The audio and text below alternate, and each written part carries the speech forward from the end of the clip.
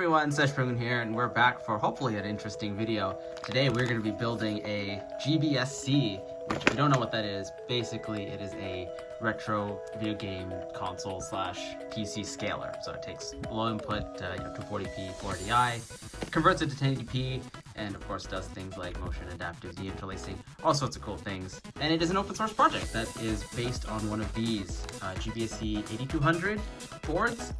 These boards were basically designed originally for arcade owners who are converting their arcade machines into LCDs from CRTs. And on their own, they're not that great, but there's a project that basically uses an ESP8266 with some custom firmware to convert this into a pretty awesome and also fairly affordable retro video scaler. All right, so in order to put together this GBS-C or GBS Control board, of course, you're gonna need a GBS scaler board. We're gonna need a ESP8266 in this case. I'll open this live on camera here. We have a D1 mini style ESP8266. There you go. Technically, that's all you need for the most basic GBS-C, although optionally, although really not optionally, you do want one of these SI5335 clock generator chips. This thing is actually pretty cool. What it does is it takes I2C for control and will basically output any arbitrary frequency between, I think, like 8 kilohertz and 150 megahertz, something like that. And there you go, this little Adafruit board. The keen-eyed among you probably noticed that the GBS outputs VGA, not HDMI, and most of us want HDMI, so you're gonna want one of these little VGA to HDMI adapters. These come in varying qualities. Hopefully this particular one, I think, should be pretty good. The important thing is that these don't perform any scaling or processing. They're basically just ADCs, so they convert the analog VGA right into HDMI. And to complement that, of course, we have one of these 3.5 millimeter to RCA jacks for the audio, so the audio can get put into HDMI. And finally, we have a USB-C to barrel jack, and that allows us to power the GBS pretty conveniently. Oh, and of course, you could just have the board plain, but in this case, I have 3D printed a little case. The top is currently printing.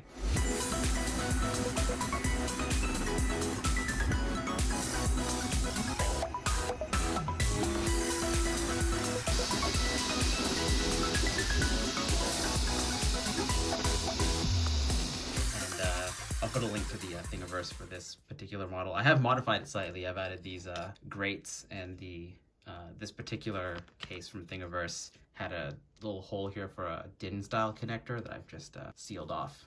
And I assumed some of you might be interested in how I modified the case. It's actually really easy. You could basically download whatever design you want, like pre-existing designs, for basically any 3D printing thing off of Thingiverse or Printables.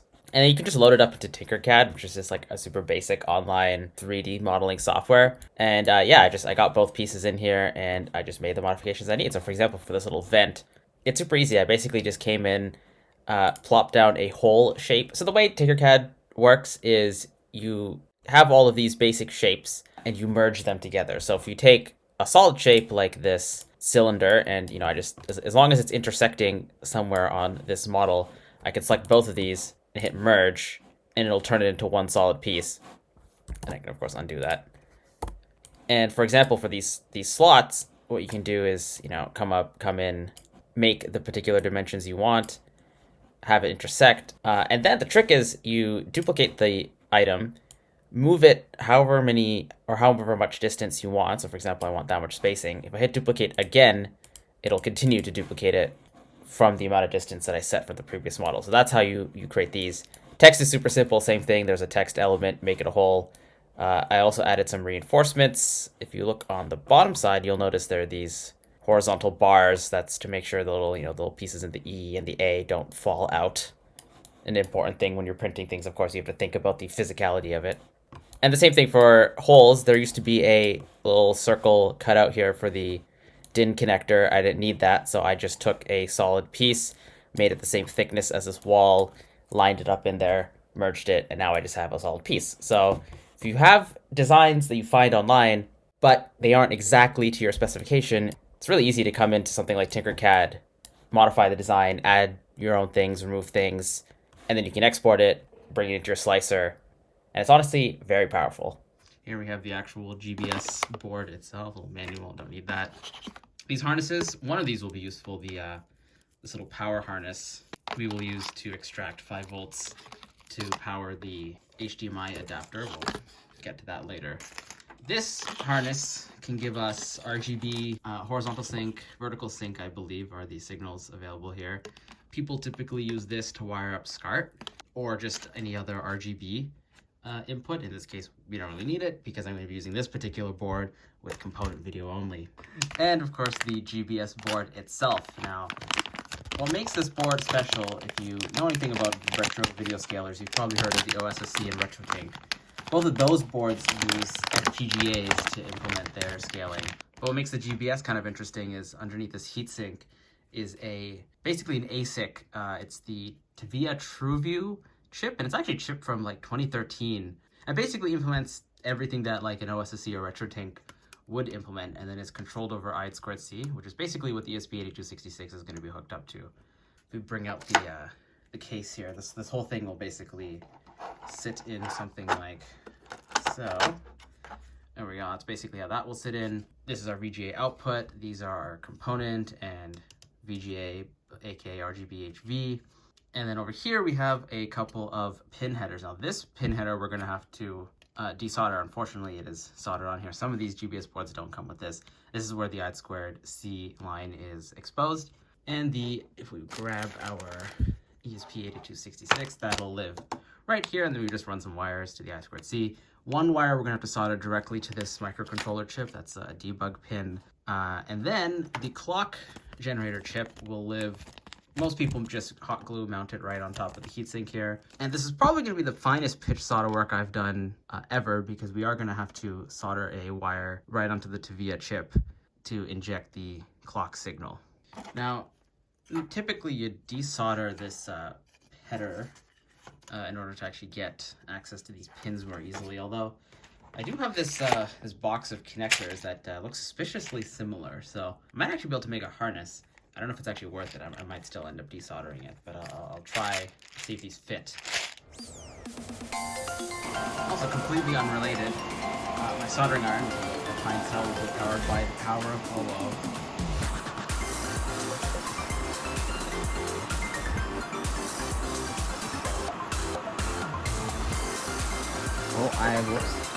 So update, I had some trouble desoldering the header with just the wick, the ground plane, I guess. The ground pin was giving me some trouble. So the next best thing I thought of, since I didn't want to deal with that headers and crimping and stuff, is I just solder wires straight to the back, and then I just have them hanging off here. I have yet to cut them or trim them or anything like that. That's moving forward. Also, don't look too closely at my soldering job. In any case, probably I'm going to have to slightly mod my case here, just and cut off a little bit of the wall to allow these cables to kind of route up into the side. But besides that, hopefully this should work just fine. All right, and with that, we now have all of our wires. We have power, ground, SCL, SDA, and the debug pin to the onboard microcontroller, all wired up to the ESP8266. So at this point, we should be able to go in, set up the Arduino IDE, get the GBS Control software compiled, and flash it onto this chip. And we should at least see this thing come to life, hopefully, assuming I haven't completely destroyed this board. Once that works, our next step is the clock chip, and then we can start putting this all together into the 3D printed case, which, of course, is going to require a little bit of modification. I don't know if I mentioned that already, just because I have the cables coming out the side here, but besides that, I think we're looking pretty good. All right, so I have the GBS Control software loaded up in the Arduino IDE, all the libraries set up. It did verify, so it should compile. I have my micro USB hooked up to the ESP. We'll plug this into my laptop, and hopefully this will not explode. It'll successfully upload, and then we should be able to test running some video through this. All right, it didn't explode. It's powered on now. I guess the only thing left to do is to press upload. And it'll compile the sketch, and hopefully, if all goes to plan, the firmware should upload. All right, there you go. It's uploading. We got some blinking. Very nice. Writing to the flash. And in just a moment here, we should hopefully, there we go. That was the final flash. Hard resetting. We got a blue LED. Hopefully this is up. Now, theoretically, at this point, assuming the software is actually running correctly, we should actually see a new wireless network come up called GBS Control. And there we go, we have GBS Control to Wi-Fi. So let's unplug this from USB power and power the actual board correctly with 5 volts. And we'll get this hooked up and hopefully it'll work. All right, so I went to plug in the GBS-C, and you can see it's working right now, but I have it plugged into just a separate power brick. Ignore my cable management. Turns out this particular USB-C to barrel jack just sucks. I have no idea what's going on. I plugged this into an Apple branded like 75 watt USB-C charging brick, and this thing outputted 3 volts. And then I plugged into a different one. I think it was like my MetaQuest USB-C power adapter, and it outputted 1 volt. And I plugged into my Mac, and it was outputting like 1 volt and then dropping down to 0.4 volts. So this thing is real cursed. I was worried I broke something on here, but nope, these just suck. So I'll be returning these and figuring out an alternative power. Also, just as an aside, the GBS-C will happily accept anywhere from 5 volts to 12 volts. And so right now I actually just have it plugged into a 12 volt dongle, and that'll regulate 3.3 volts to give to the ESP. However, the little power output jack here will just pass through whatever's coming out of the barrel. So because we're going to be using this later on to power the HDMI adapter, we definitely want 5 volts only coming into here. All right, we have the display plugged in via VGA. The PlayStation's here. Let me reach over for the power button. PlayStation is now powered on. Hopefully, we will get a signal. Oh, I didn't plug in the GBS-C. Of course, it'll help to actually plug in the GBS-C. There we go. We got lights, and hopefully we get video.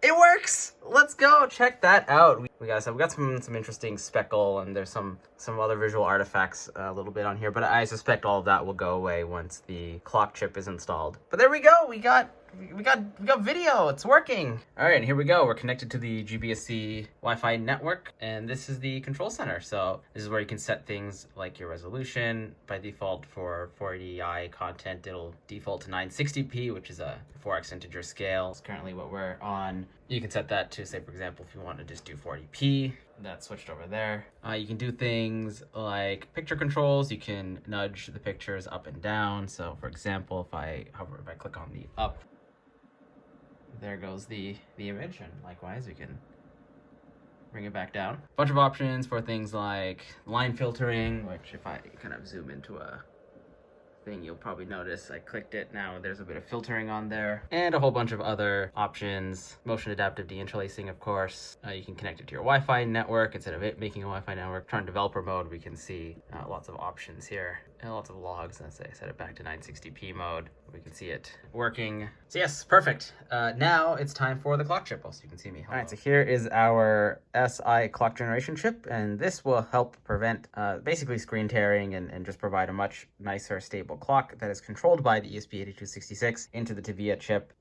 This particular board is from Adafruit, so you get the fun little Adafruit logo. And as far as I am aware, this will be mounted somewhere like that, or other way, something like that. I will look at the instructions and I'll get back to you once this is installed. This is definitely going to be the most annoying part of this entire thing. The rest of this was relatively fine. The pitch on this QFP is not too bad, but on the main scaler chip here, that's my finger for reference. That is some very small pitched work, and I think I need at least 2 pins on here, so wish me luck. All right, so I come with bad news. You probably noticed the clock chip not actually installed anymore, and it's sitting here.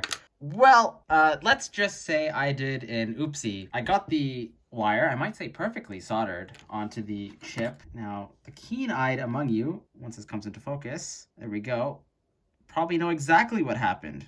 So basically, I had the cable for the clock chip soldered in. It was great. I had it just sort of, like this, as you can see here. I didn't actually trim it. And I went to use my wire strippers just to strip it in place while it was soldered in so I could have the correct length, because the clock chip I had the electrical tape on the bottom and I had it glued in right here. I went to use my wire strippers. I stripped, and what I forgot to realize was that would pull, I guess it wasn't holding the cable well enough. And that not only ripped the cable right off the lead, it then continued to rip the lead right out of the chip. So I've now lost my clock signal input pin. Now, thankfully, this project I don't think is ruined, because that chip otherwise doesn't actually go anywhere. You can actually see there's no trace coming out of that pad, both on the outside and on the inside of the chip. So we're safe on that front. But there is, I don't think, any alternative place to install the clock.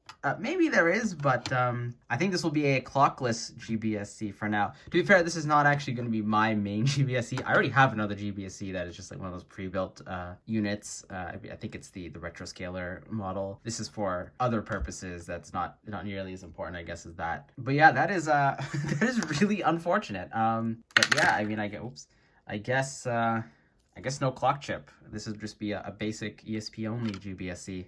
Oh well.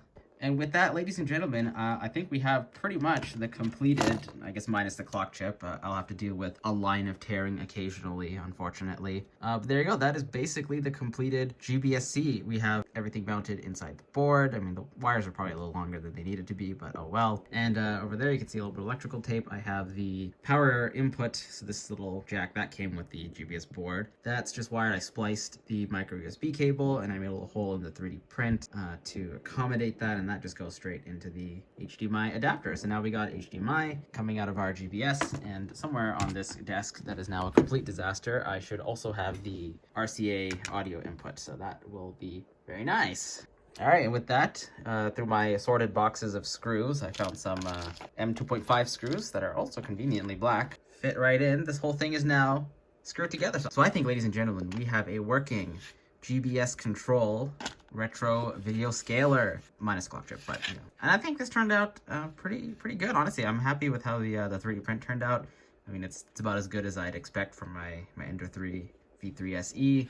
I'm gonna have to go find a 5-volt power adapter now so we can actually test. I guess I haven't tested the HDMI, so that needs to happen. But besides that, the actual main board is working.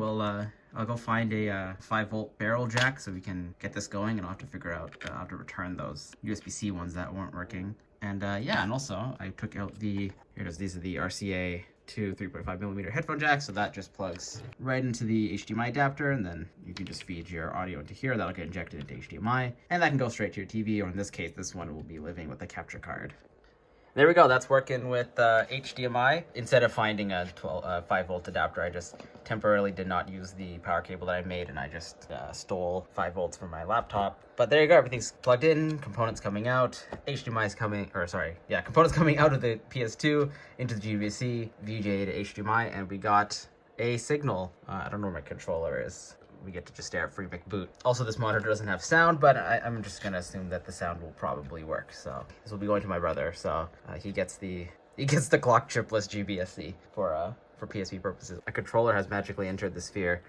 Here, you know what? Let's go into OPL, and we'll enter into a game. Also, I just want to say, OPL, which is running at 720p widescreen, looks incredible. I mean, yeah, that is sharp on this 1080p display, no problems whatsoever. And there you go, just to prove it, we are getting a 720p 60 hertz signal coming out of this. And there we go. There's Persona, the intro running. Of course, those were sort of VHS-y artifacts. So let me log into a game here. And here we go. There's some gameplay. Yeah, Persona. Looks good. A little bit of tearing, as you can see on the feet there, but nothing too crazy. That's of course because we don't have the clock chip mod. But other than that, very smooth. The motion adaptive deinterlacing. Remember, this is a 480i source, and this is one of the things that makes the GBS-C very nice, is its motion adaptive deinterlacing. Something you don't get on the OSSC or the RetroTink 2X Pro. 5X surely has motion adaptive. I don't quite remember, but yeah, there you go. Works pretty well. Let's get out of here. Sure.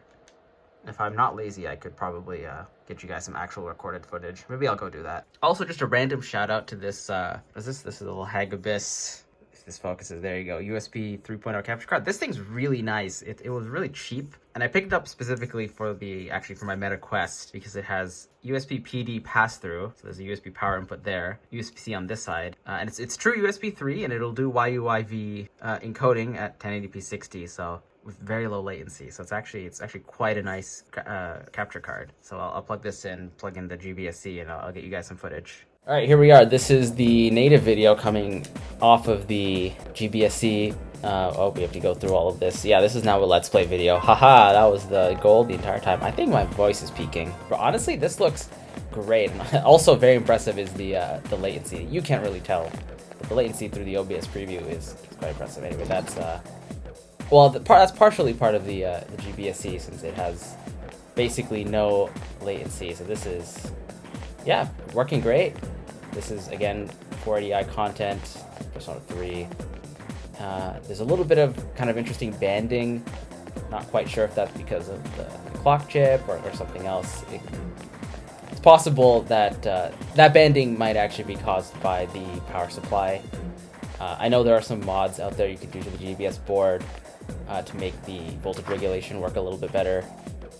Also, I plugged the ESP into the 3.3 volts coming off of the GBS, which is not ideal. You typically want to plug that into 5 volts, although I did not pay attention to the instructions that much. So, we get a little bit of bending. But for the use cases that this particular GBS-C will be filling, I think it's pretty good. Honestly, great video, super crisp. And yeah, there you go. So that is the GBS-C. So I guess short of me picking up my phone again and doing an outro. Hope you guys enjoyed the video. There were some ups, there were some downs, and you know what? Now we get to watch me run around in circles. So I guess like and subscribe, and who knows what the next video will be.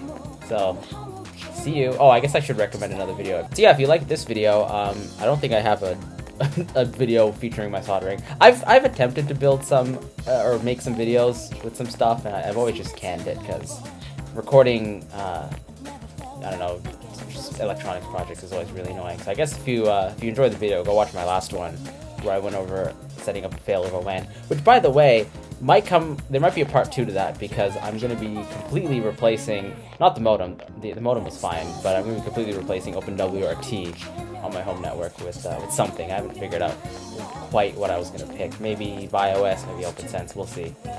Besides that, I hope you guys enjoyed the video, and I'll see you next time.